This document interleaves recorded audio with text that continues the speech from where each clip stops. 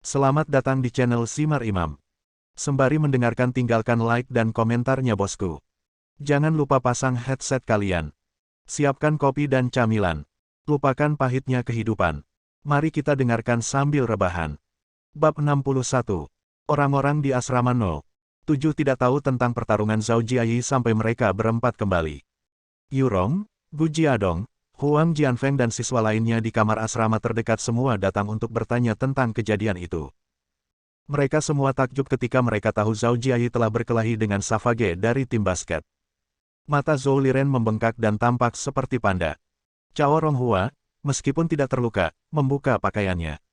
Dan Zhao Jiayi mengalami luka paling parah dengan mulut berdarah, goresan di dahinya, hidung berdarah, dan memar yang tak terhitung jumlahnya di lengan dan kakinya. Hanya Haoren yang utuh kecuali untuk tali sepatunya yang rusak. Itu adalah kecelakaan kelompok paling parah untuk kamar 302 sejak hari mereka mendaftar di sekolah. Yurong mengambil beberapa solusi medis anti-infeksi dari asramanya sendiri dan menerapkannya pada luka Zhou Liren. Zhao Jiayi, di sisi lain, harus pergi ke rumah sakit untuk memeriksa apakah dia memiliki patah tulang. Mengutuk. Mereka berani bertarung dengan kami. Yurong, panggil semua orang dari departemen kami dan hancurkan pengadilan latihan mereka. Huang Jianfeng, yang suka tinggal di kamarnya dan membaca novel, marah. Dia memanggil dan berteriak kepada Yurong, pria paling terpercaya di antara mereka yang bisa memanggil banyak siswa. Hentikan. Tiba-tiba, suara perempuan yang tajam datang dari luar pintu. Xie Yujia dengan kemeja putih berjalan ke kamar 302. Di bawah pengawasan ketat para lelaki, dia berjalan ke Zhao Jiayi dan bertanya, apakah kamu baik-baik saja? Zhao Jiayi tidak berharap presiden kelas akan datang menemuinya secara langsung. Dia meringis kesakitan, tetapi sekarang tiba-tiba dia tegar dan menjawab dengan tegas, aku baik-baik saja. Mengangguk, Xie Yujia memandang orang-orang lain di asrama dan berkata, manajemen sekolah sadar akan pertarungan dan sedang menanganinya. Jangan salahkan dirimu. Kita harus melupakannya setelah dipukuli oleh mereka. Tidak mungkin. Teriak Huang Jianfeng. Anggota tim bola basket juga terluka. Point guard memiliki fraktur di lengannya, shooting guard terkilir pergelangan kakinya, dan power forward melukai punggungnya. Akan ada pertandingan bola basket antara sekolah kami dan Universitas Jinghua minggu setelah minggu depan. Jika mereka tidak bisa bermain dalam pertandingan, sekolah kami akan berada dalam bahaya kalah. Kamu tidak boleh melakukan apapun untuk memperburuk masalah. Para pemain yang tak tertandingi di tim basket juga terluka. Orang-orang di kamar 302 tidak bisa mempercayai informasi yang Xie Yujia katakan kepada mereka. Melihat ekspresi mereka, Xie Yujia melanjutkan, singkatnya, sekolah akan menangani masalah ini dengan serius. Kamu tidak boleh memperburuk masalah, atau kamu harus menanggung akibatnya. Yurong maju setengah langkah dan berkata, tapi sekolah pasti akan berdiri di belakang tim bola basket, dan Zhao Jiayi akan dihukum secara tidak adil. Selain itu, catatan hukuman disiplin tidak akan mempengaruhi masa depan orang-orang di tim basket sementara itu akan berbeda untuk Zhao Jiayi. Baik, aku akan melaporkannya ke sekolah. Kesal, Xie Yujia menyela Yurong. Dia sangat terganggu dengan semuanya. Di satu sisi, orang-orang dari kelasnya menyebabkan masalah, tetapi dia tidak ingin ada dari mereka yang dihukum. Di sisi lain, pemain awal di tim bola basket cedera karena pertarungan, dan tim bola basket mungkin akan kehilangan pertandingan melawan Universitas Jinghua dalam 2 minggu. Kakak laki-lakinya sekarang sangat marah dan mengatakan dia akan menangani situasi ini secara pribadi. Itu berarti Haoren, petarung utama, akan menghadapi kemarahan kakak laki-lakinya. Selain itu, dia bertanya tentang bagaimana pertarungan dimulai. Zhao Jiayi dan kedua temannya telah pergi ke lapangan basket setelah tidak menemukan kursi di internet cafe. Ketika mereka sedang bermain, beberapa anggota tim bola basket mencoba mengambil pengadilan dari mereka. Zhao Jiayi tidak setuju dan berdebat dengan mereka. Itu adalah argumen yang cukup biasa sampai Zhao Jiayi mengutuk mereka dan melempar bola basket ke salah satu pemain di tim bola basket. Anggota-anggota dalam tim bola basket ini selalu pemarah, dan dengan demikian kedua belah pihak bertengkar serius. Faktanya adalah bahwa Zhao Jiayi dan teman-temannya telah memulai pertarungan. Ngomong-ngomong, aku akan membawamu ke rumah sakit dan memeriksamu. Xie Yujia menoleh untuk melihat Zhao Jiayi dan berkata, tidak, aku baik-baik saja. Zhao Jiayi ingin menunjukkan sisi kuatnya di depan seorang gadis. Sebaiknya kamu periksa.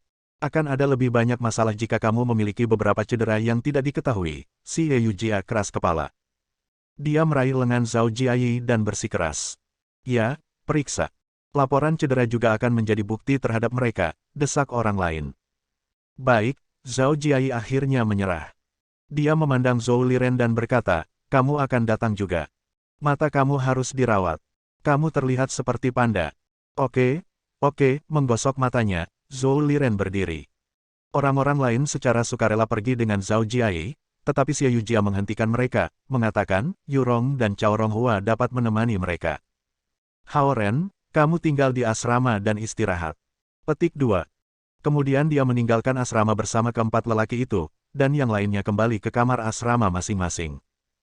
Xie Yujia datang ke asrama mereka dan mencegah eskalasi situasi sambil memberi mereka kenyamanan dan dukungan emosional. Dia adalah presiden kelas yang sangat baik. Hao Ren ditinggalkan sendirian di kamar asrama. Dia berpikir sebentar dan masih gelisah. Dia menggali buku engineering filosofi yang tebal dan menemukan kartu nama Lu Qing yang dia masukkan ke dalamnya. Sikap sekolah terhadap insiden ini sangat penting, dan Lu Qing, wakil presiden kepala yang mengawasi manajemen sekolah, akan memainkan peran penting dalam menangani insiden ini. Hao Ren tidak ingin Zhao Jiayi dianiaya. Meskipun Zhao Jiayi memulai pertarungan, pemicunya adalah perilaku intimidasi para pemain di tim basket terhadap siswa lain, terutama siswa junior. Dengan kartu di tangannya, Hao Ren mengeluarkan ponselnya dan berpikir setengah menit tentang apa yang ingin dia katakan. Dia akan memutar nomor ketika pikiran terpikir olehnya, jadi dia memasukkan kartu itu kembali ke dalam buku dan berdiri dengan kunci kamar asrama. Akan lebih baik berbicara dengan Lu Qing secara langsung, daripada berbicara dengannya melalui telepon. Hao Ren meninggalkan gedung asrama dan bergegas ke kampus. Dia langsung pergi ke kantor wakil presiden Lu Qing, yang terletak di lantai 6 gedung administrasi. Dia mengetuk pintu dan menunggu sebentar. Tidak ada yang menjawab atau membuka pintu. Khawatir bahwa beberapa guru yang lewat akan bertanya kepadanya, Hao Ren menunggu setengah menit di pintu dan harus pergi ketika Lu Qing tidak menjawab. Dia tahu wakil presiden itu orang yang sibuk. Karena keputusan hukuman tidak akan dibuat secepat ini, Hao Ren tidak terlalu cemas. Dia bahkan tidak yakin bahwa pertarungan telah dilaporkan ke Lu Qing. Dengan pemikiran ini, Hao Ren naik lift dan turun. Saat dia berjalan keluar dari gedung administrasi, sesosok gunung seperti berjalan ke pintu masuk. Dengan ketinggian lebih dari 6 kaki 5 inci dan lebar hampir 3 kaki 3 inci, sosok ini menghalangi sinar matahari masuk melalui pintu. Raksasa itu harus menekuk punggungnya dan menurunkan kepalanya untuk memasuki pintu gedung. Dengan cemberut di wajahnya, suasana hatinya sedang tidak baik. Hao Ren menduga bahwa dia harus menjadi kapten legendaris tim bola basket. Apakah dia di sini untuk melihat wakil presiden Lu Qing juga? Pikiran itu terpikir oleh Hao Ren. Tidak peduli dengan keheranan siswa biasa, raksasa itu berjalan ke lift tempat Hao Ren baru saja keluar. Deng! Deng! Saat dia berjalan ke lift, itu sedikit bergetar. Hao Ren berdiri di sana dan menyaksikan nomor di atas pintu lift berubah dari 1 menjadi 2, 3, 4, 5 hingga berhenti pada pukul 6. Bab 62. Hao Ren memikirkannya sejenak tetapi berjalan keluar dari gedung administrasi dan kembali ke asramanya. Dalam perjalanan menaiki tangga dan melalui aula, ia menemukan bahwa semua siswa laki-laki, apakah mereka mengenalnya atau tidak, semua menatapnya dengan aneh seolah-olah ia adalah alien. Apakah itu dia? Pacar Sun Han dikabarkan. Orang yang mengalahkan Huang Suji pada perlombaan jarak jauh, dan orang yang bertarung melawan setengah dari tim basket sendirian. Kamu tidak bisa benar-benar tahu dari penampilannya, bukan? Dia terlihat seperti anak normal, siapa sangka. Mereka terus bergosip di belakang punggung Hao Ren. Tak satu pun dari mereka yang pernah membayangkan bahwa Hao Ren, seorang siswa berpenampilan biasa dan bukan siapa-siapa di sekolah, bisa memukuli para pemain sombong dan sombong itu di tim bola basket. Kata-kata mereka, kurang lebih, tidak luput dari pendengaran Hao Ren yang tajam. Dia mendapati bahwa semakin banyak orang membicarakannya, deskripsi peristiwa itu menjadi lebih dibesar-besarkan dan menyimpang. Tidak memperhatikan komentar mereka, Hao Ren langsung kembali ke lantai 3. Semua yang dia pedulikan saat ini adalah kondisi Zhao Jiayi. Ren, kamu mengurus setengah dari tim basket sendirian. Gu Jiadong bergegas keluar dan bertanya dengan heran ketika dia melihat Hao Ren melewati kamar asrama mereka. Tampaknya orang-orang di gedung asrama mereka ketinggalan berita. Setelah Zhao Jiayi pergi ke rumah sakit dan Hao Ren pergi ke gedung administratif, laporan tindakan heroik Hao Ren seperti bagaimana ia menghadapi beberapa pemain dan menakut-nakuti dan menahan mereka akhirnya muncul. Pada saat Hao Ren kembali, kabar telah menyebar di seluruh bangunan asrama No. 7 dan seluruh wilayah selatan daerah asrama. Apakah Zhao Jiayi dan yang lainnya sudah kembali? Tanya Hao Ren. Belum, tapi Yurong baru saja menelepon dan mengatakan bahwa hasil tes keluar. Menurut hasil, cedera Zhao Jiayi sebagian besar memar, dan cedera terburuk adalah hanya ketegangan otot di lengan kanannya. Zhou Liren juga hanya memiliki memar di sekitar matanya, dan itu saja, jawab Gu Jiadong. Hao Ren merasa sedikit lega setelah menerima pembaruan ini. Untungnya, Zhao Jiayi memiliki kulit yang keras. Hanya mendapatkan luka ringan setelah diserang oleh serangkaian pemain bola basket mengindikasikan bahwa Zhao Jiayi tidak diragukan lagi yang paling cocok di kamar asrama mereka. Oh, dan ada sesuatu yang lain, melihat bahwa Hao Ren mulai menuju ke kamar 302, Bu Jiadong menghentikannya dan berkata, rupanya, 2 dari orang-orang di tim bola basket mengalami patah tulang ringan, 1 menarik hamstringnya, dan ada goresan di punggungnya. Dari 6, 4 telah terluka, dan situasinya tampak lebih serius daripada apa yang dikatakan presiden kelas. Karena ini adalah pembaruan terbaru yang diperoleh Yurong, aku pikir itu harus akurat. Hao Ren kosong selama sedetik dan tidak mengatakan apa-apa. Tampaknya tim bola basket lebih menderita dari pertarungan ini. Tidak heran bahkan kapten tim bola basket, yang biasanya hanya tinggal di lapangan latihan dan jarang muncul di sekolah pergi untuk berbicara dengan Lu Qing secara langsung. Tidak hanya itu, dia tampak sangat marah. Masalah ini tidak akan diselesaikan dengan mudah, pikirnya, meskipun demikian, mengambil keuntungan dari status khusus mereka, telur-telur buruk di tim bola basket telah menindas siswa lain secara teratur. Karena itu, mereka tidak bersalah, dan orang mungkin mengatakan bahwa hasil ini bermanfaat bagi mereka. Mengambil kuncinya, dia masuk ke kamar asrama mereka dan duduk di depan mejanya. Dia kemudian membuka buku teks dan mencoba membaca, tetapi dia tidak dapat mencernanya. Lagi pula, dengan terjadinya insiden yang sedemikian sibuk, ia tidak bisa tetap tenang. Tak lama setelah itu, Zhao Jiayi dan Zhou Liren telah kembali bersama perusahaan Xie Yujia. Ketika mereka melihat bahwa Hao Ren sedang membaca di balkon, mereka tidak bisa membantu tetapi hampir bertepuk tangan padanya karena begitu tenang. Bagaimana itu? Apakah kamu baik-baik saja? Hao Ren bertanya segera setelah geng itu masuk. Tidak ada yang serius. Aku baru saja menarik lengan aku. Dengan istirahat beberapa hari, itu akan baik-baik saja, jawab Zhao Jiayi. Setelah kejadian hari ini, dia menatap Hao Ren dengan sedikit rasa hormat.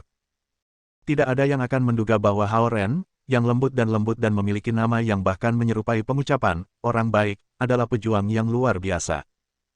Untuk Zhao Jiayi, yang telah berbagi kamar dengan Hao Ren untuk waktu yang lama dan seharusnya mengenalnya dengan baik, itu datang sebagai kejutan yang bahkan lebih besar.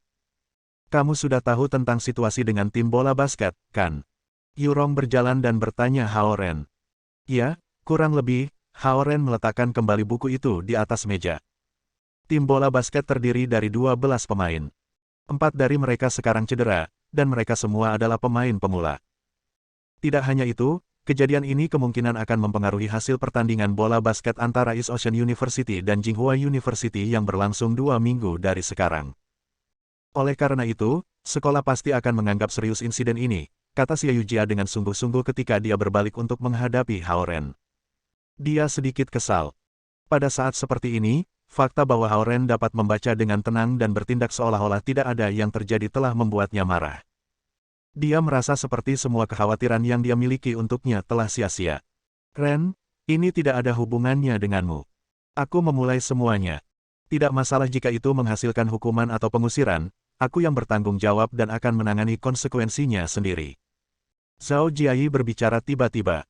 Omong kosong, akulah yang melukai orang-orang itu, dan kamu adalah korban yang diserang oleh para pemain itu. Ini tidak ada hubungannya denganmu. Hao Ren berdiri dan menyatakan dengan tegas. Jangan tinggalkan aku. Dengan memar di sekitar salah satu matanya, Zhou Liren berdiri bersama mereka. Aku juga. Mereka sebaiknya tidak menghukum kita atau kita semua. Jika mereka akan menjadikan salah satu dari kami kambing hitam, maka kita semua di kamar 302 akan menjadi kambing hitam bersama. Cao Ronghua yang biasanya lembut dan bersuara lembut menyatakan dengan sengit. Baik. Hentikan ini, kalian. Xie Yujia mengangkat tangannya dan menyela mereka, bagaimanapun, aku akan mencoba yang terbaik untuk meringankan hal-hal dengan sekolah. Apakah kamu tidak berani menimbulkan masalah lagi saat ini? Zhao Jiayi tidak setuju dengan kata-katanya, apa maksudnya kita menimbulkan masalah, merekalah yang. Melihat bahwa Zhao Jiayi menaikkan suaranya pada Xie Yujia, Hao Ren segera menarik lengan Zhao Jiayi untuk menghentikannya melanjutkan. Dia kemudian menoleh ke Xie Yujia dan berkata, "Terima kasih, ketua kelas, dan maaf atas semua masalah yang kami sebabkan pada kamu."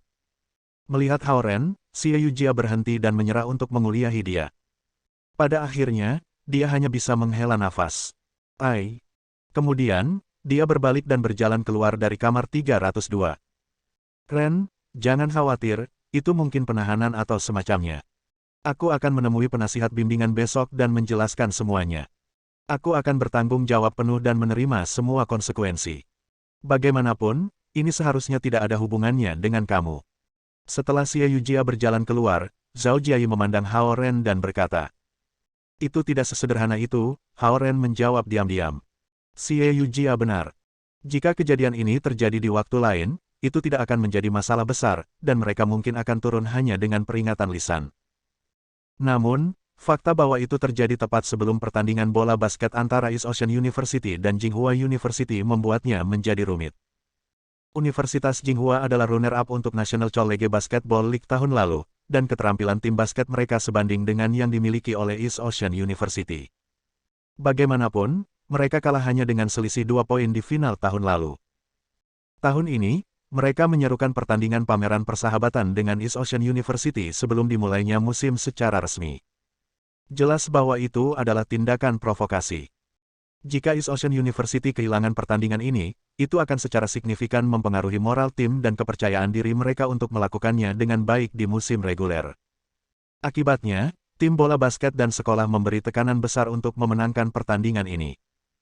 Namun, selama momen penting seperti itu, para pemain top di tim bola basket sekolah telah terluka dalam perkelahian. Ini telah berubah menjadi masalah yang sangat sensitif. Jika sekolah berharap untuk mempertahankan gelar juara mereka tahun ini, mereka harus mempertimbangkan kekhawatiran tim bola basket. Karena itu, bahkan tanpa pertandingan yang dekat, sekolah akan memutuskan mendukung tim bola basket untuk menenangkan kelompok. Selain itu, Hao Ren tahu bahwa kapten tim bola basket, yang biasanya hanya mengambil tanggung jawab untuk melatih tim dan jarang terlibat dalam urusan sekolah, telah mengambil masalah ke tangannya sendiri saat ini. Dengan satu atau lain cara, perselisihan ini harus diselesaikan. Bab 63.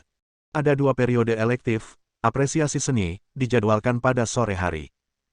Namun, dengan kejadian baru-baru ini, tidak ada yang berminat untuk pergi ke kelas. Zhao Jiayi sedang beristirahat di tempat tidur, Cao Ronghua telah mengubur dirinya dalam pekerjaan rumah, Zhou Liren sedang duduk bersila dan mendengarkan MP3-nya, dan Hao Ren sedang mengumpulkan materi untuk sesi lesnya malam ini. "Aku mentraktir kalian makan malam nanti. Aku sudah memikirkannya. Dalam kasus terburuk, aku hanya akan putus sekolah. Persetan hukuman atau penahanan mereka." Zhao Jiayi mengumumkan ketika dia tiba-tiba melompat dari tempat tidurnya. Mengapa kamu ingin membuang hidupmu seperti itu?" Cao Ronghua menoleh dan mendesak. "Sekolah tetap memihak bajingan itu. Apa gunanya belajar di sekolah seperti ini?" Zhao Jiayi berteriak putus asa. Tepat. Melepas headphone-nya, Zhou Liren bergabung dengan marah. "Tim bola basket adalah kebanggaan sekolah, dan kita bukan apa-apa, kan?" Hao Ren juga merasa gelisah. Sebenarnya, konflik antara anggota tim bola basket dan siswa lainnya sebagian besar berasal dari penggunaan lapangan basket, tidak ada yang lain. Orang-orang seperti Huang Suji yang tumbuh begitu penting karena koneksi mereka dengan para pemain yang paling membuatnya jengkel. Meneliti insiden itu dengan cermat, memang impulsif Zhao Jiayi yang menyebabkan perkelahian. Meski begitu, fakta bahwa itu bukan pertama kalinya Zhao Jiayi harus berurusan dengan anggota tim bola basket dengan paksa mengambil alih pengadilan harus dipertimbangkan juga. Selain itu, beberapa pemain bola basket ada yang memprovokasi mereka di bar and grill terakhir kali. Zhao Jiayi secara alami percaya bahwa itu adalah masalah pribadi, dan mereka berusaha memprovokasi dia lagi. Karena itu, amarahnya meledak dengan kekuatan penuh secara instan. Pada saat ini, Hao Ren tiba-tiba memikirkan sesuatu. Pada Kamis malam ia memiliki filsafat Marxisme adalah malam yang sama di mana neneknya pingsan karena tekanan darah tinggi, ia meninggalkan sekolah dan tidak berhasil ke lapangan pada pukul 8. Dengan kata lain, dia telah mengangkat Huang Suji. Mungkinkah Huang Suji menjadi orang di balik semua ini? Setelah mengetahui bahwa anggota tim bola basket terluka parah, Hao Ren secara bertahap menenangkan dirinya. Tapi sekarang, amarahnya naik sekali lagi. Jika itu adalah Huang Suji yang menghasut tim bola basket untuk melecehkan Zhao Jiai, maka tidak perlu untuk mencoba dan bernalar. Ayo pergi. Ayo makan hari ini. Kita mungkin akan diusir besok. Zhao Jiai menuntut sambil memukul 3-1. Zhao Jiai sekarang dalam kondisi pikiran yang mengerikan. Dia bisa melihat bahwa sekolah pasti akan menyukai tim bola basket ketika menangani insiden ini, terutama ketika dia yang memulai pertarungan. Pikiran tidak ada yang menempati tempat di bawahnya membuat Hao Ren gelisah.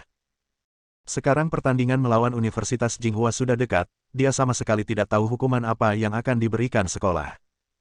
Semua dalam semua, meskipun Zhao Jiai memprakarsai insiden itu, Hao Ren yang melukai pemain-pemain itu. Oleh karena itu, Hao Ren merasa bahwa dia memiliki alasan untuk memikul kesalahan bersama dengan Zhao Jiai, bahkan jika dia akan diusir.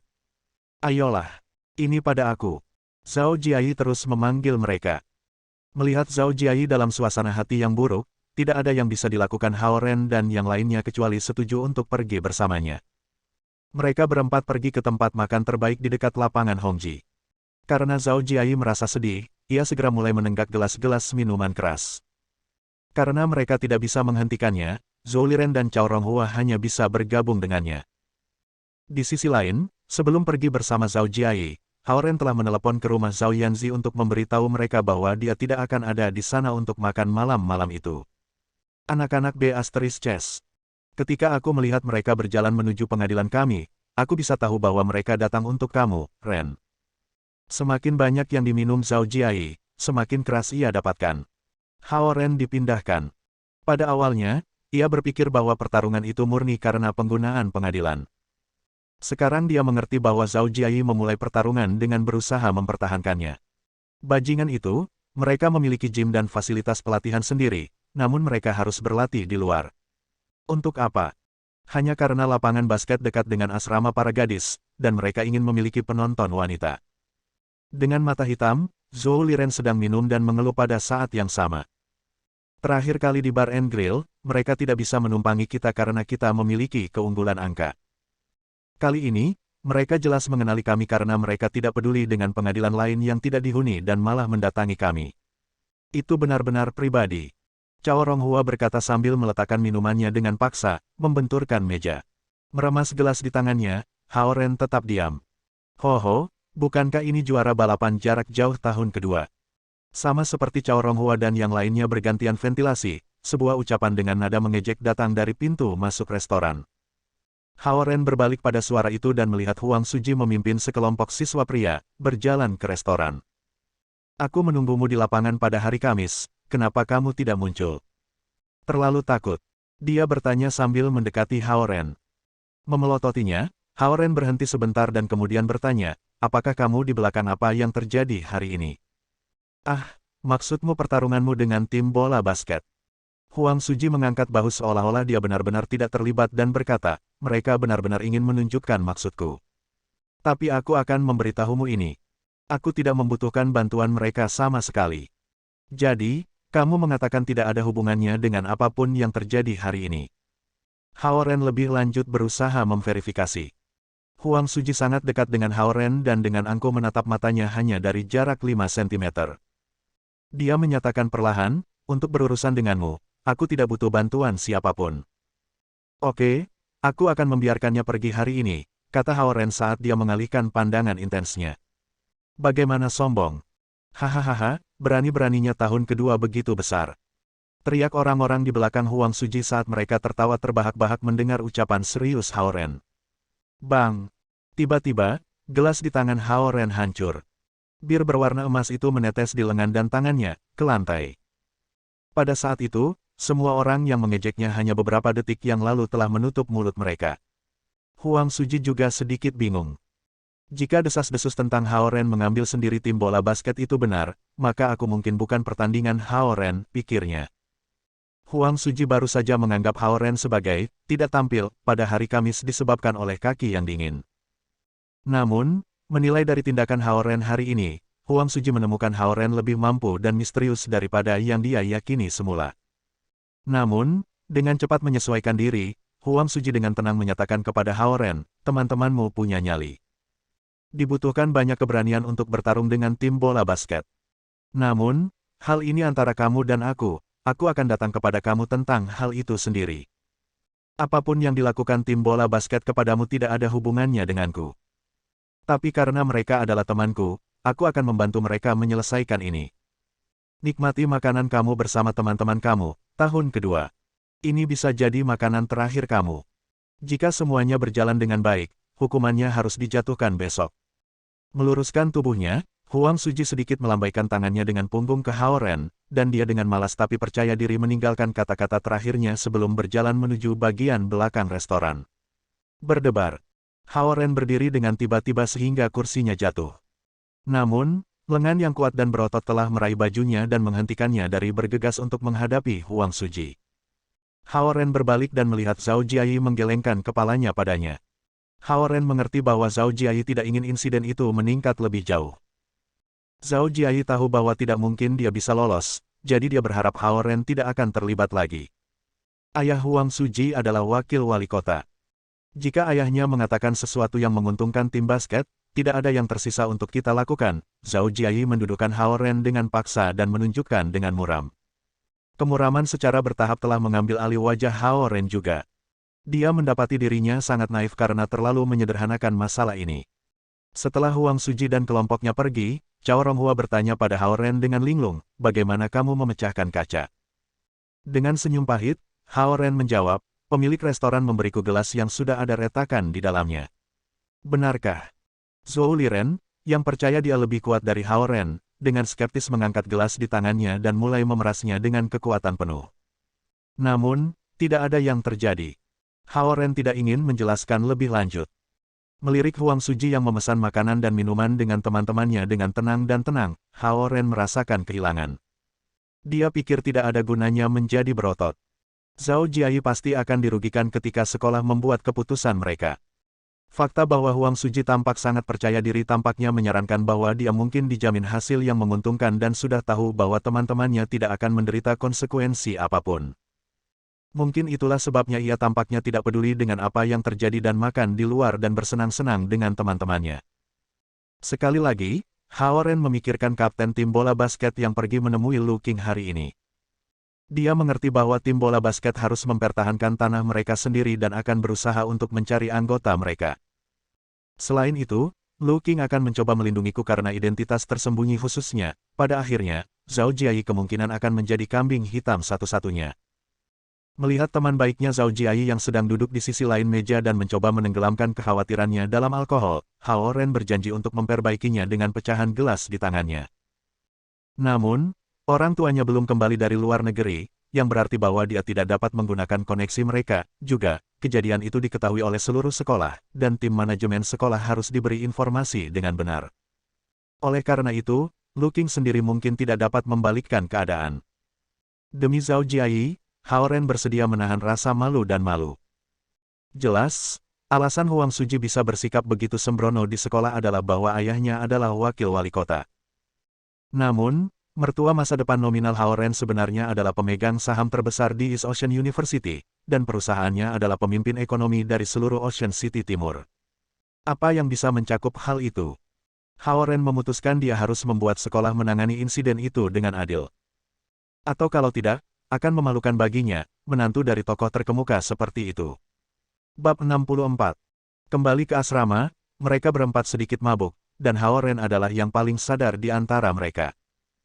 Awalnya, Hao Ren ingin tinggal di asrama bersama Zhao Jiayin ketika hal seperti itu terjadi, namun dia juga merindukan neneknya yang baru saja keluar dari rumah sakit. Selain itu, dia juga ingin menanyakan pendapat Zhao Guang tentang masalah ini, jadi dia masih membawanya. Informasi, naik bus ke rumah Zhao Yanzi. Ketika kami tiba di rumah Zhao Yanzi, waktu sudah lewat jam 7 malam. Zhao Hongyu baru saja membereskan meja dan sedang menonton TV bersama nenek Hao Ren sambil mengobrol tentang urusan rumah tangga. Ketika Hao Ren memasuki rumah, dia sedikit terkejut melihat wajah neneknya memerah. Aren, kami masih membicarakanmu dan mengira kamu tidak akan datang hari ini. Nenek, yang sedang duduk di sofa, memandang Hao Ren dan berkata sambil tersenyum. Ada sesuatu yang terjadi di sekolah hari ini, jadi aku akan datang lagi nanti. Bagaimana kabar nenek? Tanya Hao Ren. Haha. Sudah lebih baik dari sebelumnya, bahkan tekanan darahku pun turun. Jawab nenek dengan suara lantang. Hao Ren melihat bahwa kulit nenek memang sangat bagus. Dia tidak terlihat seperti orang yang baru sembuh dari penyakit serius. Sebaliknya, dia terlihat beberapa tahun lebih muda daripada sebelum dia keluar dari rumah sakit. Zhao Hongyu berdiri di samping neneknya, tersenyum dan tidak berkata apa-apa. Pada akhirnya, Hongyu merawatku dengan baik. Dia membuatkan sup ayam untukku setiap hari selama 2 hari ini, jadi tubuhku pulih lebih baik dari sebelumnya. Nenek memandang Zhao Hongyu di sampingnya, lalu melanjutkan. Hao Ren bertanya-tanya apakah Zhao Hongyu telah memasukkan ramuan ajaib ke dalam sup ayam. Melihat senyumannya, itu sangat mungkin. Tentu saja, bisa jadi nenek sedang dalam suasana hati yang gembira sehingga tubuhnya cepat pulih. Melihat nenek semakin sehat, Hao Ren akhirnya merasa lega dan bertanya kepada Zhao Hongyu, di mana Ahzi? Kamu sedang mengerjakan pekerjaan rumah di lantai atas. Kamu naik dan aku akan ngobrol dengan nenekmu. Zhao Hongyu berkata dengan lembut. Ya. Hao Ren membawa informasi itu dan menaiki tangga. Dia melihat kembali ke Zhao Hongyu dan nenek di ruang tamu, dan menemukan bahwa mereka benar-benar harmonis. Mereka memiliki hubungan yang lebih baik daripada nenek dan menantu perempuannya sendiri. Dunia ini sungguh indah. Dia datang ke pintu kamar Zhao Yanzi dan diam-diam membuka pintu. Dia menemukan Zhao Yanzi terbaring di meja, asyik mengerjakan pekerjaan rumahnya. Dia mendengar suaranya, berbalik dan melihat Hao Ren, dan segera mengeluarkan senandung. Apa yang kamu lakukan? Apa yang telah aku lakukan padamu? Hao Ren berjalan mendekat dan mengembalikan buku teks yang dipinjamkan Zhao Yanzi padanya terakhir kali padanya. Ibuku memasak banyak hidangan favoritmu, tetapi kamu baru saja meneleponku dan berkata kamu tidak akan datang untuk makan. Zhao Yanzi cemberut dan berkata. Oh. Hao Ren tidak mengetahui hal ini dan sedikit terkejut dan tersentuh. Ada sesuatu yang terjadi di sekolah hari ini, jadi aku tidak bisa datang. Hao Ren duduk di sebelahnya dan menjelaskan sambil mengeluarkan informasi dari tas. Zhao Yanzi menggembungkan pipinya seperti ikan buntal dan mengabaikan Hao Ren. Apakah ujian tengah semester sekolah hari Jumat ini? Hao Ren bertanya padanya. Ya. Zhao Yanzi sedikit mengangguk. Dia mengenakan kemeja kue bermotif dan celana kaki, dia lincah dan ceria, serta memiliki rasa manis ekstra. Dan tubuh kecil yang lembut memancarkan aroma samar setelah mandi, sedikit mempengaruhi indera penciuman Hao Ren. Benar saja, dia adalah putri dari desainer terkenal Zhao Hongyu, bahkan pakaian santai yang dia kenakan di rumah tetap serasi dengan kecantikannya. Kalau begitu mari kita tinjau untuk terakhir kalinya, Hao Ren menyebarkan materi dan berkata. Setelah membaca buku teks yang diberikan Zhao Yanzi kepadanya, Hao Ren sudah mempunyai pemahaman yang jelas tentang kemajuan pengajaran di kelas 2 sekolah menengah pertama. Dia juga tahu bagian mana dari poin pengetahuan saat ini yang paling terkonsentrasi. Dia punya rencana untuk pelajaran Zhao Yanzi ujian tengah semester, arah pembinaan yang lebih jelas. Kali ini, Zhao Yanzi tidak berdebat lagi, dan benar-benar mengikuti ide Hao Ren untuk mengulasnya. Bimbingan belajar hari ini adalah yang paling lancar sejak Hao Ren mengajarinya. Hao Ren merasa Zhao Yanzi benar-benar ingin mempelajari sesuatu kali ini. Sepertinya dia siap untuk mengikuti ujian tengah semester dengan serius. Saya memilah dan mengkonsolidasikan poin-poin pengetahuan penting dari setiap mata pelajaran untuknya, dan 2 jam berlalu sebelum saya menyadarinya. Hao Ren tiba-tiba berhenti mengajar dan berkata kepadanya, beristirahatlah lebih awal. Saya akan pergi ke tempat nenek saya untuk menemuinya. Oh. Zhao Yanzi mengangguk dan membenamkan dirinya dalam memilah catatan kuliah hari ini. Melihat penampilannya yang patuh, Hao Ren tertegun dan hampir ragu apakah itu Zhao Yanzi yang ada di depannya. Dia diam-diam keluar dari kamar dan pergi ke kamar sebelah untuk mengunjungi neneknya. Apakah kamu sudah selesai mengajari Ahzi? Nenek sedang berbaring di tempat tidur, tidak tidur, seolah-olah dia tahu bahwa Hao Ren pasti akan datang ke kamar untuk menemuinya. Ya, aku akan membicarakan sisanya dalam beberapa hari ke depan, jawab Hao Ren sambil duduk di samping tempat tidur neneknya. Ah Ren, aku selalu merasa hubunganmu dengan keluarga Ahzi tidak sesederhana itu. Tapi ketika aku bertanya pada Hongyu, dia selalu mengatakan bahwa kamu hanyalah guru Ahzi. Nenek memandang Hao Ren, apakah kamu menyembunyikan sesuatu dari aku? Tidak apa-apa, Hao Ren menggelengkan kepalanya, aku hanya memiliki hubungan yang baik dengan keluarga mereka. Oke, tidak peduli apapun, keluarga Hongyu telah menyelamatkan nyawa nenek. Kamu harus mengajari asi kecil baiklah. Nenek menyentuh bahu Hao Ren dengan ramah dan berkata. Selama beberapa hari dia tinggal di rumah Zhao Hongyu, keluarga Zhao Hongyu memperlakukannya seolah-olah mereka adalah orang yang lebih tua bagi diri mereka sendiri, penuh hormat dan perhatian, yang membuat nenek merasa bahwa keluarga mereka memang orang yang berbudi luhur. Dan Ahzi akan datang menyambutnya setiap pagi dan sore. Tidak hanya dia datang untuk membangunkannya untuk sarapan di pagi hari, tapi dia juga akan datang untuk menanyakan kondisi fisiknya ketika dia kembali dari sekolah di malam hari.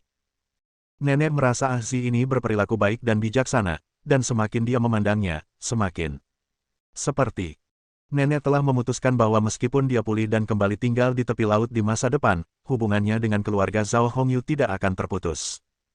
Selain itu, dia juga berencana untuk membiarkan putranya berkenalan dengan keluarga Zhao Guang. Tidak peduli seberapa sibuknya dia bekerja, dia harus meluangkan waktu untuk berinteraksi dengan mereka. Kedua keluarga tersebut harus menjadi teman keluarga. Sayang sekali Ahzi beberapa tahun lebih muda, dan Aren dan Ahzi tidak memiliki dasar hubungan. Kalau tidak, mereka seumuran. Alangkah baiknya jika keduanya bisa menjadi pasangan. Lambat laun, ide-ide lama di nenek hati muncul kembali, dan ada sesuatu yang indah di dalamnya. Dia selalu merasa bahwa Zhao Hongyu tidak bisa menjadi menantu perempuannya, tetapi alangkah baiknya menjadi mertuanya, dan pernikahannya akan lengkap. Sayangnya Ahzi masih terlalu muda untuk menjadi pacar Aren. Tentu saja, Hao Ren tidak tahu bahwa ide-ide lama di benak nenek terus berubah. Dia hanya mengobrol kata demi kata dengannya, membicarakan hal-hal di sekolahnya, seolah-olah dia kembali ke pantai untuk menemani neneknya. Begitu saja, setengah jam berlalu, dan sudah waktunya bagi Hao Ren untuk kembali ke sekolah. Melihat Hao Ren hendak kembali ke sekolah, nenek yang menyayangi cucunya sangat enggan untuk pergi. Hongyu baru saja memberitahuku bahwa kamu akan menginap di sini malam ini. Kamu bisa tidur di kamarku atau kamar desain di loteng. Tidak masalah. Ya, nenek, sebaiknya aku kembali ke sekolah. Tidak baik tinggal di luar terus-menerus. Hao Ren menyarankan. Dia khawatir suasana hati Zhao Jiayin sedang buruk dan ingin menghiburnya ketika dia kembali. Itu benar. Jika kamu tidak sering tinggal di sekolah, itu akan berdampak buruk. Lalu kamu dapat kembali ke sekolah sesegera mungkin. Nenek berharap Hao Ren akan menginap di sini semalaman, tetapi dia tidak melakukannya. Ingin Hao Ren menunda studinya. Baiklah, nenek, istirahatlah yang baik. Lagi pula aku akan berada di sini besok. Hao Ren berdiri dari tempat tidur, melihat sekeliling ruangan yang baru dan bersih, dan berjalan keluar pintu. Dari koridor di lantai 2, Hao Ren melihat lampu di ruang kerja di sebelah ruang tamu di lantai pertama masih menyala. Dia menduga Zhao Guang pasti belum istirahat, jadi dia menuruni tangga dan melihat Zhao Guang mengenakan kemeja besar meninjau dokumen di ruang belajar terbuka. Dia berjalan ke pintu ruang belajar dan mengetuk. Zhao Guang mendongak dan melihat Hao Ren, mengangguk sedikit, masuk. Paman, ada sesuatu yang ingin ku bicarakan denganmu. Hao Ren memasuki ruang kerja, menatap jam dinding yang sudah mendekati jam 10, dan berkata. Ayah Aziz selalu berpenampilan santai dan tersenyum, namun urusan yang ditanganinya memang sangat sibuk, dan ia tidak tahu apakah akan membosankan jika terlibat dalam urusan sepele seperti itu di sekolah. Hao Ren berpikir dalam hati. Katakan. Zhao Guang meletakkan apa yang dia pegang dan menatap Hao Ren. Yah, seperti ini. Seorang teman sekelas di asramaku bertengkar dengan seseorang dari tim bola basket sekolah hari ini. Hao Ren menceritakan keseluruhan ceritanya. Zhao Guang duduk di kursi, menghadap Hao Ren, dengan tenang. Dia mendengarkan tanpa menunjukkan ekspresi aneh. Apakah ini masalahnya? Apakah Anda juga terlibat dalam pertarungan itu? Ketika Hao Ren selesai berbicara, Zhao Guang bertanya. Hao Ren mengangguk. Bagaimanapun juga, Zhao Guang bukanlah ayahnya, jadi Hao Ren selalu merasa sedikit malu jika Zhao Guang turun tangan untuk membantu. Terlebih lagi, Hao Ren telah melecehkan mereka satu kali karena insiden pemerkosaan, dan neneknya masih tinggal di rumah mereka. Kali ini dia meminta mereka membantu karena urusan sekolah. Hao Ren sudah memiliki reputasi yang rendah, dan sekarang dia bahkan lebih khawatir karena Zhao Guang menganggapnya berlebihan dan serakah. Kamu tidak perlu datang kepadaku untuk hal semacam ini, Zhao Guang memandang Hao Ren dan berkata dengan dingin. Hati Hao Ren tenggelam. Benar saja, itu membuatnya tidak senang. Cari Lu Qing besok, lanjutnya. Tepat ketika Hao Ren hendak tersipu dan bersiap untuk pergi, Zhao Guang berkata lagi, Namun, saya akan menelepon kepala sekolah nanti untuk memberitahu dia tentang masalah ini. Apakah teman sekelasmu bernama Zhao Jiayin? Hao Ren merasakan kegetiran di hatinya. Harapan, memandang Zhao Guang yang tampak dingin tetapi bersedia membantu, berkata dengan penuh terima kasih, ya, terima kasih paman. Tidak apa-apa. Mendengarkan apa yang Anda katakan, kesalahan Anda tidak besar. Saya juga berharap sekolah dapat menanganinya dengan itu secara adil. Pokoknya, berhati-hatilah di masa depan. Zhao Guang melihat ke jam dinding, apakah kamu tinggal di sini malam ini?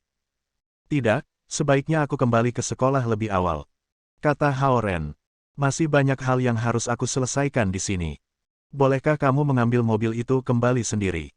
Tanya Zhao Guang. Tidak masalah. Terima kasih, paman. Hao Ren berbalik dan keluar dari ruang kerja. Dia kembali ke lantai 2 dan memasuki kamar Zhao Yanzi untuk mengambil materi lesnya. Dia menemukan bahwa Zhao Yanzi sedang berbaring di meja dan tertidur.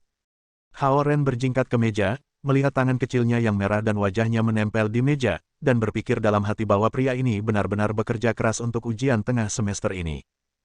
Dia belum pernah melihat dia belajar seserius ini sebelumnya. Melihat dia sedang tidur nyenyak, Hao Ren tidak sanggup mengganggunya, tetapi dia takut dia akan masuk angin, dan dia bahkan lebih takut punggungnya akan sakit ketika dia bangun. Jadi dia memikirkannya. Membungkuk, meletakkan satu tangan di bawah lutut, dan tangan lainnya di punggung, letakkan punggungnya dan angkat dia dengan lembut. Zhao Yanzi sepertinya tertidur sangat nyenyak. Dia digendong dengan lembut oleh Hao Ren, tetapi dia tidak bangun. Matanya masih terpejam dan napasnya teratur. Hao Ren memeluk Zhao Yanzi yang lembut, menundukkan kepalanya dan mencium wanginya, bergerak setengah langkah, memindahkannya ke tempat tidur kecilnya, dan menarik selimut untuknya. Kemudian, dia mengambil materi konselingnya, berjalan diam-diam ke pintu, mematikan lampu besar, membiarkan lampu kecil menyala, keluar kamar, dan menutup pintu. Saat pintu tertutup rapat, Zhao Yanzi, yang sedang tidur, perlahan membuka matanya, dan wajahnya tiba-tiba memerah. Bajingan bau. Dia berbisik dalam hati. Bab 65. Kata-kata Zhao Guang sangat meyakinkan untuk Hao Ren. Karena pintu masuk asrama belum ditutup, dia buru-buru naik taksi ke sekolah. Pada saat ini, lebih dari selusin orang telah berkumpul di kamar 302. Mereka semua adalah siswa laki-laki dari kamar asrama tetangga.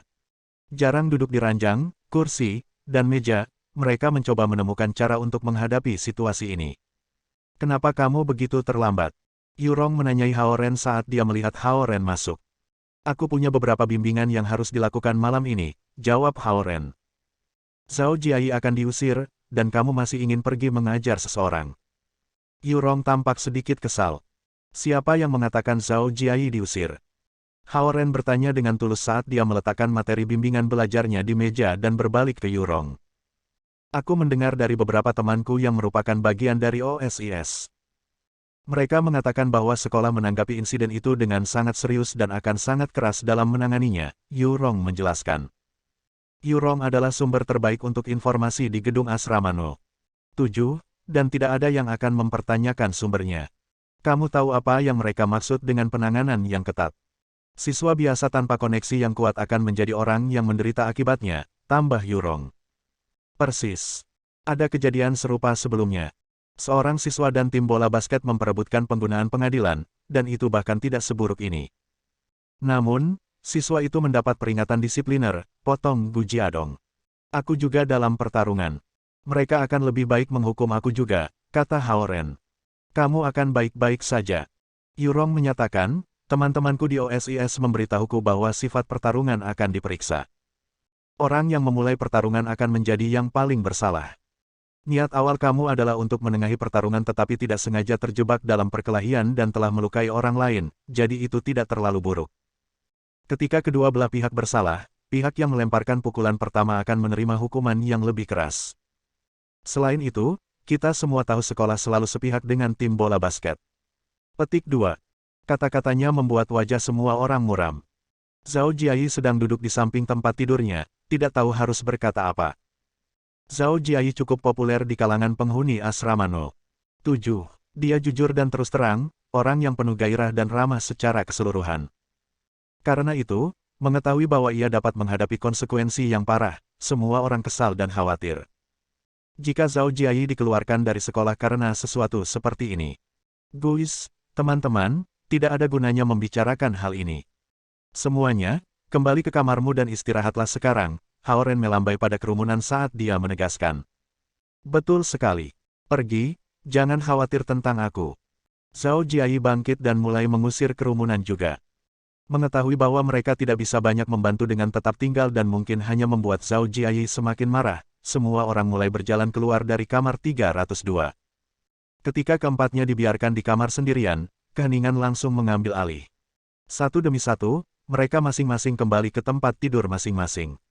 Setelah itu, Hao Ren berkata kepada Zhao Jiayi yang sedang beristirahat di bawahnya, Zhao Jiayi, jangan khawatir, semuanya akan baik-baik saja.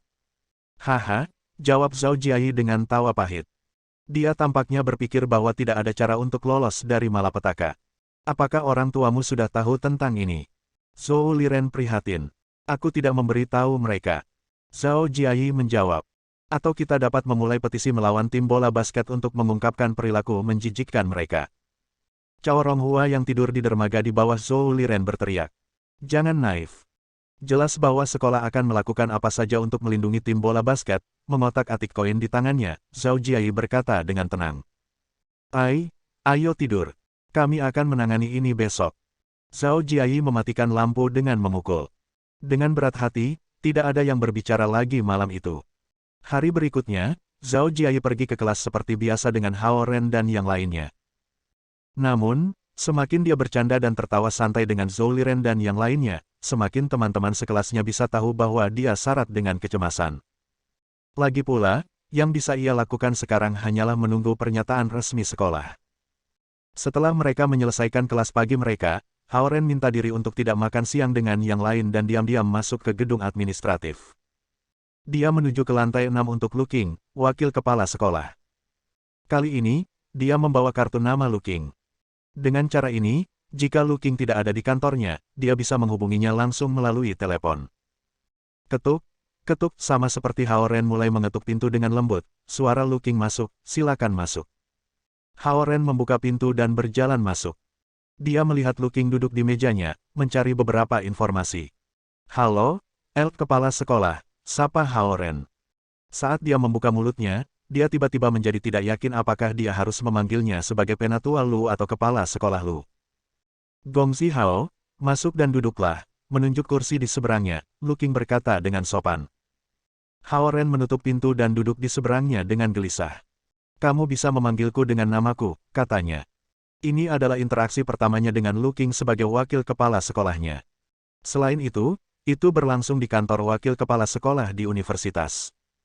Hao Ren tidak pernah membayangkan dia suatu hari akan berbicara langsung dengan personil tingkat tinggi dari tim manajemen sekolah.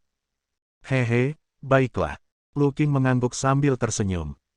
Aku di sini untuk berbicara dengan kamu tentang pertarungan yang terjadi kemarin. Hao Ren langsung ke titik. Aku percaya kamu telah mendengar bahwa aku juga berpartisipasi dalam pertarungan.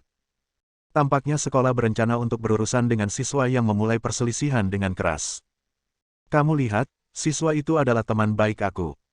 Tentang ini, Lu Qing menghentikan Hao Ren dan berkata, itu sudah dibahas di pertemuan urusan sekolah hari ini. Dari sudut pandang sekolah, insiden semacam itu dapat memengaruhi semangat dan disiplin seluruh sekolah. Karenanya, kita harus menanganinya dengan serius. Ya, hati Hao Ren mulai tenggelam pada kata-kata Lu Qing. Dia bertanya-tanya apakah panggilan telepon Zhao Guang memberikan dampak apapun. Bagaimana menurut kamu kejadian ini harus ditangani? Lu Qing tiba-tiba mengalihkan fokusnya pada Hao Ren. Hao Ren ragu-ragu selama setengah detik kemudian menyatakan, bagi aku pikir tim bola basket memulai provokasi, dan Zhao Jiayi tidak punya pilihan selain melawan. Tim bola basket adalah yang paling bersalah.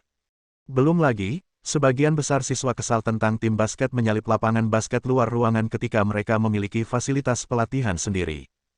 Lu Qing menatap Hao Ren dengan mata tersenyum dan menyela, kamu tidak harus memberiku alasanmu.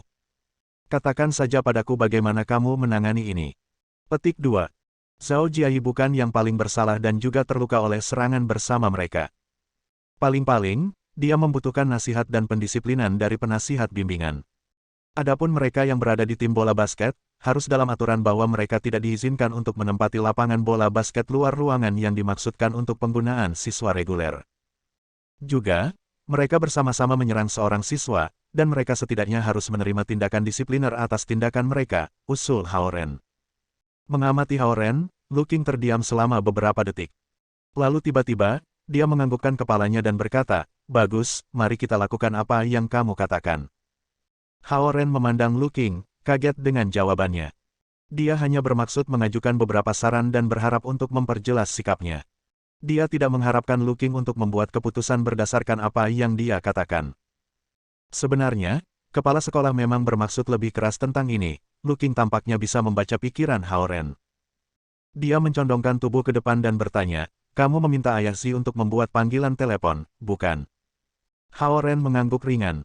"Bos sangat sibuk, cobalah untuk tidak mengganggunya dengan hal-hal kecil di masa depan." Aku segera tahu bahwa bos telah diam-diam mengerahkan pengaruhnya ketika kepala sekolah dengan jelas menyatakan sikapnya untuk berpihak kepada siswa reguler pada pertemuan hari ini, kata Lu Qing sambil tertawa.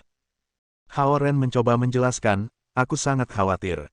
"Haha," Lu Qing memandang Hao Ren dengan ramah dan ramah, "kamu sudah menembus level kedua." Tanyanya. "Ya, itu beberapa hari yang lalu." "Pekerjaan bagus," Lu Qing tampak bersyukur. "Aku tidak pernah membayangkan bahwa Su Han akan bersedia membantu siapapun yang berkultivasi secara pribadi. Dia adalah tuan terbaik kedua yang aku kenal. Belajar darinya, kamu pasti akan mengalami kemajuan pesat." Hao Ren menduga Master No. 1 adalah paman ketiga Zhao Yanzi, Zhao Kuo. Namun demikian, ia memiliki perasaan marah yang keras dari Zhao Kuo dan tidak berharap untuk menerima petunjuk atau petunjuk darinya. "Aku masih ada kelas di sore hari. Aku harus pergi sekarang," kata Hao Ren saat dia bangun. Itu membuatnya merasa tidak nyaman untuk tinggal di kantor wakil kepala sekolah terlalu lama. "Pergi," Lu Qing melambai padanya dengan santai. Setelah keluar dari gedung administratif, ia pergi makan siang di kafetaria. Dia berencana untuk bertemu dengan Zhao Jiayi dan yang lainnya di sore hari dan melanjutkan ke kelas. Setelah memaksa dirinya untuk tersenyum dan bersikap normal sepanjang pagi, Zhao Jiayi menjadi tergila-gila pada sore hari. Dia membungkus tangannya dengan buku-bukunya di bawah dan memutuskan untuk tidur siang. Kabar luar biasa. Berita terkini.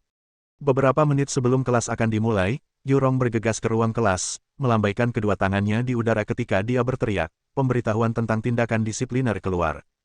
Oh! Semua orang di kelas termasuk Xie Yujia mendongak dengan penasaran dan cemas. Diharapkan, kepala Zhao Jiayi juga segera bangkit dari meja. Pemberitahuan itu diposting di jendela tampilan di lantai pertama gedung administratif. Para siswa di tim bola basket yang terlibat dalam pertarungan, 4 menerima tindakan disipliner, 2 diberi peringatan lisan, dan mereka semua dikeluarkan sementara dari tim bola basket. Selain itu, mereka harus membayar biaya pengobatan Zhao Jiayi. Yang paling penting adalah, Zhao Jiayi dikecualikan, dan begitu juga Hao Ren. Yurong menjerit gembira. Bersambung. Nantikan bab selanjutnya bosku.